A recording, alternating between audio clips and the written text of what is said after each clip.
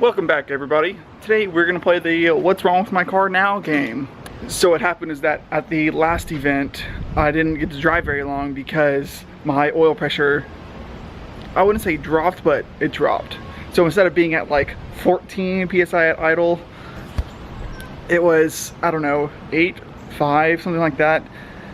As soon as I would start driving, the oil pressure would come right up and it would go high as it's supposed to go, but just worried me that it was low. This was right after an oil change. I knew the oil was filled to the appropriate amount and I even checked it. So what we're going to do today is we're going to change the oil, use a little bit thicker oil this time. We're going to use conventional instead of synthetic since it's a little thicker, and then we'll see how the oil pressure does.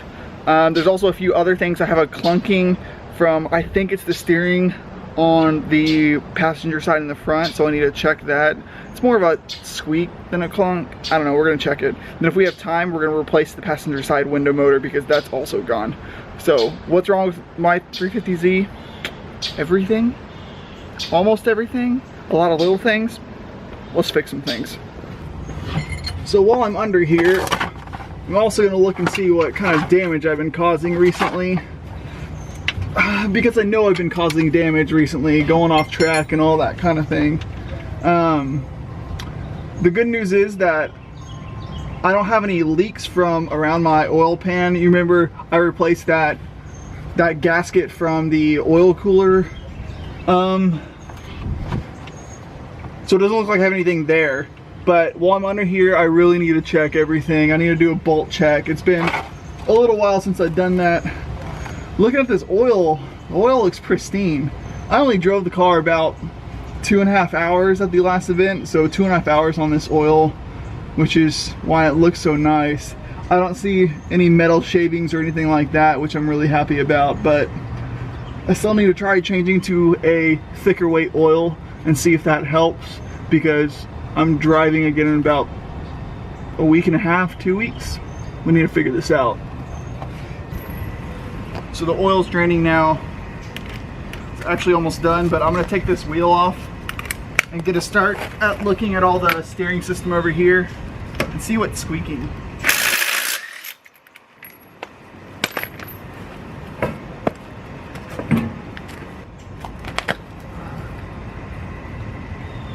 So on first visual inspection, I'm looking at the tie rod and it doesn't seem bent.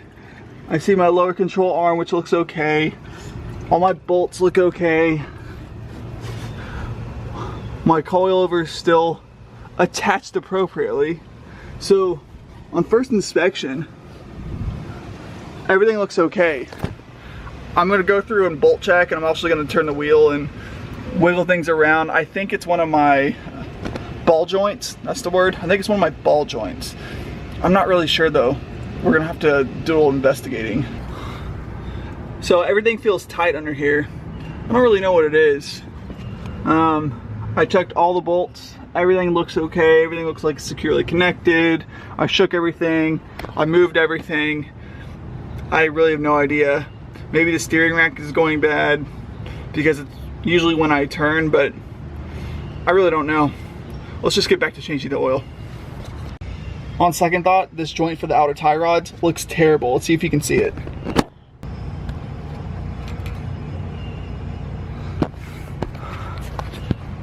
I don't think you can see it very well, but it looks pretty terrible. We'll keep running them until they break. So there's definitely a few other things I need to check too. Actually, a few other things I need to fix. My radiator core support is cracked, I know that. It's still holding okay, so I haven't kind of jumped on replacing that. I might make that a winter project. I only really need to get through 1 or 2 more drift events until then. I need to replace this engine. This engine's gonna go. I probably haven't said it yet, but I'm gonna LS swap this in a year or so. Whenever I get the funds and whenever I get a garage, I'll be LS swapping this, just because I know this VQ is gonna go soon. And why replace it with another VQ? That doesn't make any sense. Have any of you ever used this tool to get the oil filter off? It's a pain, but it's the only thing that I found that works with multiple oil filters. I hate using it, but I don't want to buy those individual cap sizes. Look how beautiful that oil looks. Man, I really don't know why my oil pressure was low. I think actually one reason why the pressure might have been low is because it was so insanely hot outside. I think that the car might have just gotten too hot and the oil just got too thin. I don't think the car overheated, although it was very close one time. I don't think it actually overheated. I think the oil just got so thin because it was so hot. So I'm hoping that this next event in like 2 weeks, it's a little bit cooler out. We're starting to get cold fronts, so where it's in the 80s instead of the 100s. So we'll have to see.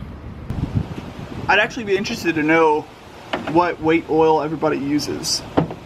Going in right now, I'm using 10W30. I usually use 5W30, but I wanted just to get a little bit different and see if that changes anything. This is also conventional oil, which usually is a little bit thicker than the synthetic counterpart. So I'm trying that instead too. Let me know what oil y'all usually run. I don't really care about brands. I usually just buy the cheapest that I can for this car because I change the oil after every single event. Let me know what weights y'all run. Might be interesting to find out.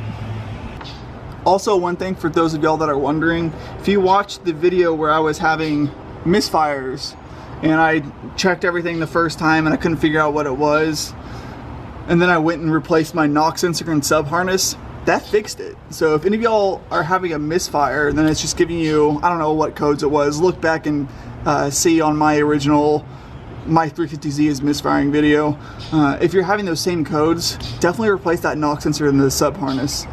It's not very difficult, it's just a little time consuming because you have to take the upper plenum, lower plenum, and the lower intake off.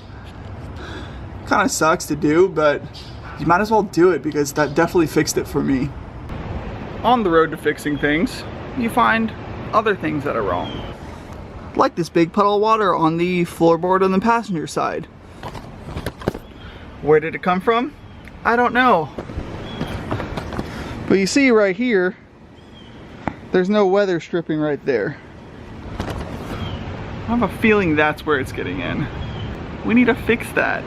That's not good. I really don't want to have to pull the carpet up, and it just rained yesterday, so I'm gonna try and soak up all of the water with some towels and let it dry out, but that's not good.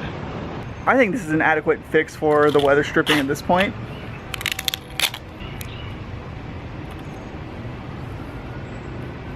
Just a little piece of duct tape. What I was actually coming inside the car to do was to fix this. It's a tad loose. Easy fix, right? Look how stable this is now. It's got just a tiny bit of flex from the actual plate, but you really don't notice that while driving. So a long time ago, in a galaxy far, far away, when I was fixing my Misfire and I went to the junkyard, I grabbed this, which is the passenger side window motor, but it was from the G35, and I think it was from a four-door also. I'm really hoping that it's the same window motor so I can replace this right now. Let's give it a shot.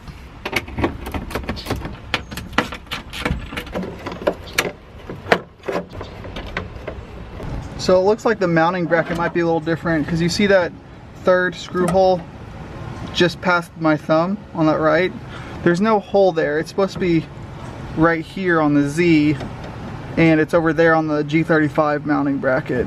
I think 2 screws will be okay to hold that in. It seems pretty steady. It's gonna be better than the motor I had on there, so we might as well give it a shot.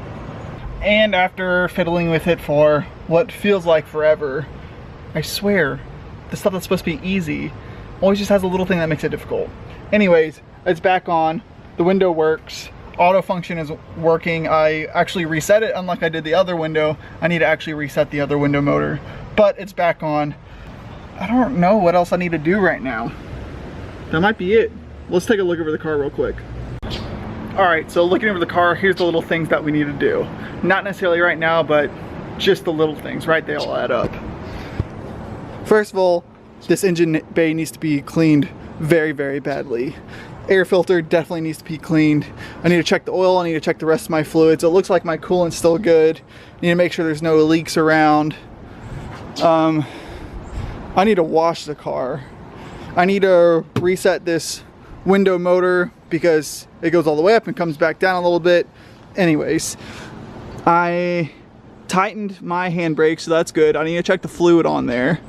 I gave the whole interior a little bit of wipe down. I need to finish up soaking up all the water that was on the passenger side floorboard. Then I'm gonna, of course, leave the windows down so it'll all evaporate since it's somewhat hot out right now. Rear tire should be good. At some point I need to check the rear suspension since it was all recently replaced and make sure that all the bolts are still tight. And then I need to replace this because that doesn't work very well. And the driver's side. So here's the real deal. The passenger side outside door handle doesn't work. The driver's side outside door handle barely works. I need to replace at least one, but luckily I have the auto function on my windows so they can come down and I can reach on the inside if I need to. I'm really just procrastinating on buying them. Either way, I think we accomplished a lot. I still have a lot that needs to be fixed. Oh, including the core support. But we'll do that another time. I think this was enough to get us ready for the drift event. I just need to drive the car and make sure that the oil pressure holds where I want it, which I think it will.